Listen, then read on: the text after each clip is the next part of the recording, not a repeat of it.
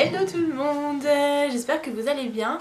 Je vous retrouve aujourd'hui dans une vidéo un petit peu courte. Alors je suis désolée si vous entendez les fameux petits AE, en effet il est à côté de moi. Oui, parce que monsieur ne voulait pas rester avec papa, avec maman c'est beaucoup mieux. Faudrait quand même pas me perdre de vue. Bref, donc je vous retrouve aujourd'hui dans une vidéo un peu humoristique où je veux vous parler de l'avant-après. Avant quand on est enceinte, après quand on est accouché, donc quand on est maman. Pour vous montrer un peu les petites différences, ce qui nous fait sourire, ce à quoi on ne croit pas forcément. Il parle en même temps et il est mort de rire. La première chose qui me fait rire aujourd'hui, enfin qui me fait rire, qui m'amuse, c'est gentil vraiment, les mamans enceintes, je me revois en vous, c'est nostalgique.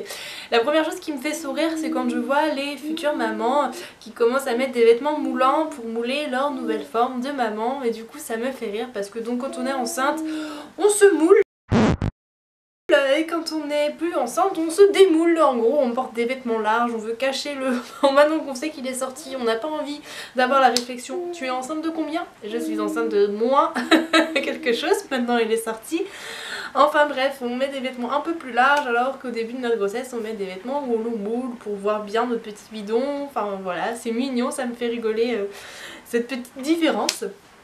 Il y a quelque chose aussi, quand on est enceinte, c'est vrai qu'on dort pas forcément bien la nuit, surtout sur la fin.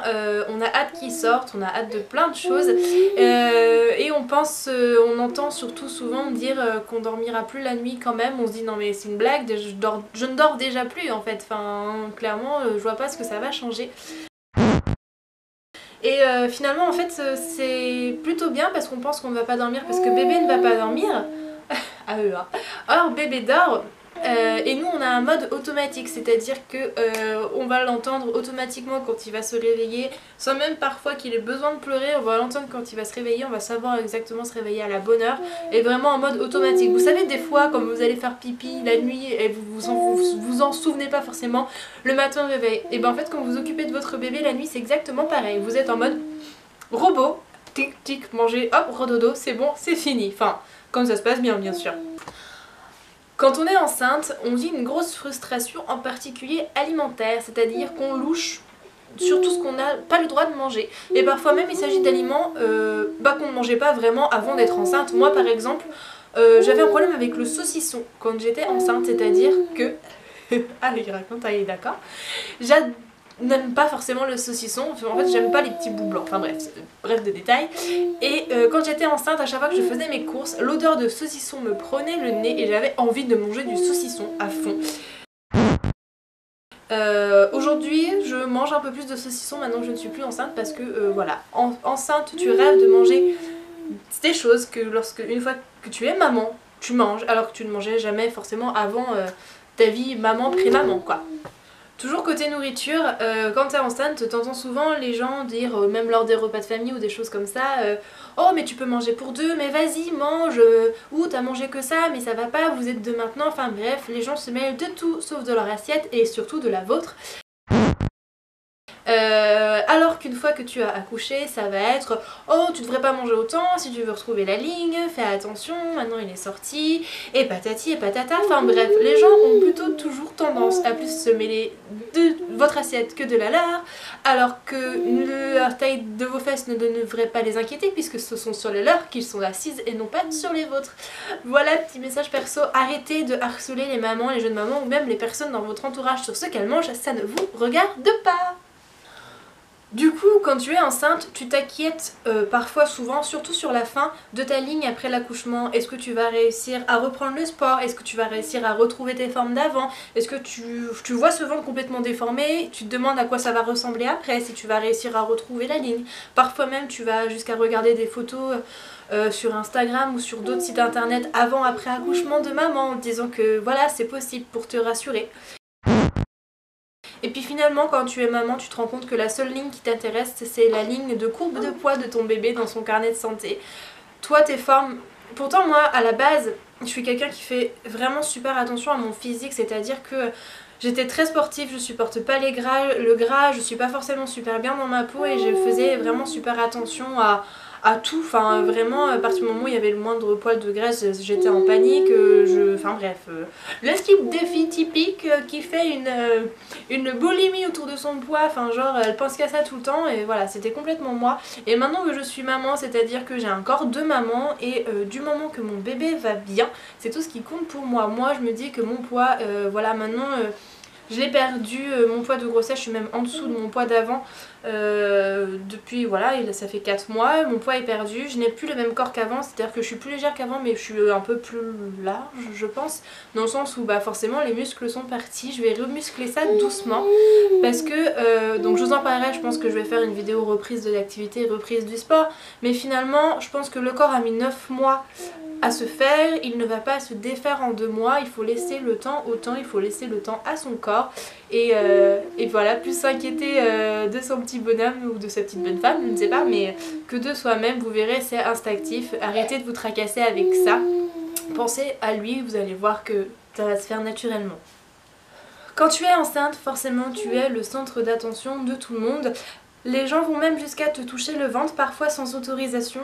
D'ailleurs, petite remarque personnelle, moi on ne m'a jamais forcément touché le ventre sans autorisation. Mais ce que je recommanderais aux mamans à qui ça arrive, je pense que moi c'est parce que j'ai l'air féroce. Mais bon bref, je pense que ce que je recommande aux mamans à qui ça arrive, c'est tout simplement une fois que la personne a touché votre ventre sans autorisation, de lui toucher la tête, comme ça. La personne va être surprise et vous avez qu'à lui répondre bah écoute apparemment je pensais que c'était dans tes coutumes de tripoter les gens donc moi je te tripote aussi, excuse-moi autant pour moi, tu tripotes mon bébé je te tripote la tête, après tout n'est-ce pas, avec un grand sourire de jeune future maman complètement énervée et qui prend complètement sur elle pour ne pas exploser on va dire, certaines fois ça nous arrive, on a juste envie de faire ah laissez-moi tranquille, arrêtez, bas les pattes, bas les mains, laissez-moi tranquille. Oui, je suis désolée hein, pour les petits bruitages de bébé. Alors qu'une fois que vous êtes maman, une fois que vous avez accouché, clairement vous devenez invisible. On va se soucier de vous peut-être le premier jour de l'accouchement, savoir si ça va bien, mais et encore, tout de suite, le centre d'attention ça va être votre bébé, ce qui est complètement compréhensible parce que forcément vous avez accouché du plus beau bébé du monde et que vous comprenez totalement que les gens soient fascinés par lui. Sauf, alors au début c'est bien, ça vous fait des vacances, sauf que très vite ça vous gonfle parce que y en a qui oublient carrément que vous êtes la maman, il y en a qui vous prennent carrément pour un porte-bébé, c'est-à-dire vous pouvez l'avoir dans les bras, ils vont pas calculer que vous êtes là, ils vont vous le prendre. Allons-y à la bonne gaine, je vous en prie servez-vous, c'est fait pour ça. Enfin bref, vous allez voir, c'est assez aberrant. D'ailleurs vous êtes tellement invisible qu'ils commencent à se rendre compte que vous existez. Moi, ouais, ils commencent à se réapercevoir que je suis là, je pense petit à petit, parce que ils me disent oh mais t'as maigri. Alors qu'en fait le processus d'amaigrissement est enclenché depuis un certain temps, donc je pense qu'ils n'ont pas fait attention à moi depuis la naissance, donc forcément la dernière fois qu'ils m'ont vu j'étais énorme sur le point d'accoucher. Maintenant que j'ai perdu tout mon poids d'accouchement ils refont attention à moi, donc je pense que ce laps de temps leur est paru, a disparu de leur mémoire puisqu'ils n'y ont pas fait attention, donc c'est vraiment, c'est complètement drôle quoi. Et enfin, la dernière différence de enceinte versus jeune maman, ça va être tout simplement le fait qu'il sorte, le fait d'avoir le bébé dans son ventre et le fait d'avoir le bébé à l'extérieur de son ventre. Donc comme j'en parlais au début de ma vidéo, quand tu es enceinte, tu as hâte qu'il sorte de ton ventre, tu as hâte de le rencontrer, de le serrer contre toi, enfin bref, tu as hâte de plein de choses, de commencer cette vie de maman qui se prépare en toi, t'es ready, surtout sur la fin.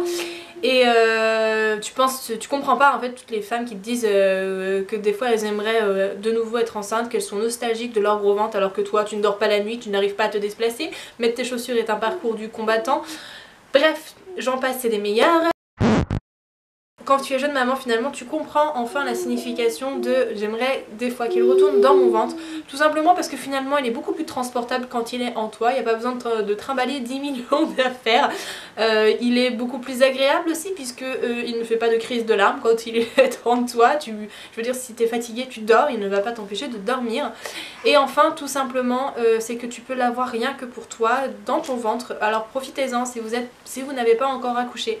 Je pense qu'on doit vous le dire souvent, je maudissais moi les personnes qui me le disaient, mais pourtant c'est vrai, c'est-à-dire que sur la fin de la grossesse il est là, il est bien, il est en bonne santé, tout va bien aller, vous avez hâte qu'il sorte mais finalement le sentir en vous c'est la plus belle sensation qui existe, vous l'avez rien que pour vous, on ne peut pas vous le prendre de vos bras comme si vous étiez un porte-manteau de bébé. Voilà, c'est rien que vous et lui, c'est vos derniers instants, rien qu'à tous les deux, vous n'avez pas, enfin vous êtes encore une seule et même personne et c'est ce qui est le plus magique. Même si après bien sûr, une fois qu'il est là, n'est-ce pas monsieur, il y a plein de moments magiques qui vous attendent encore. Sur ce, j'espère que cette vidéo vous aura plu également. N'hésitez pas à me partager vos avant-après grossesse, que vous avez ressenti, comment vous vivez votre grossesse si vous êtes enceinte, comment vous vivez votre vie de jeune maman si vous êtes jeune maman, félicitations d'ailleurs. Je vous fais plein de gros bisous et je vous dis, il vous fait plein de bisous aussi, et je vous dis à bientôt, bye bye.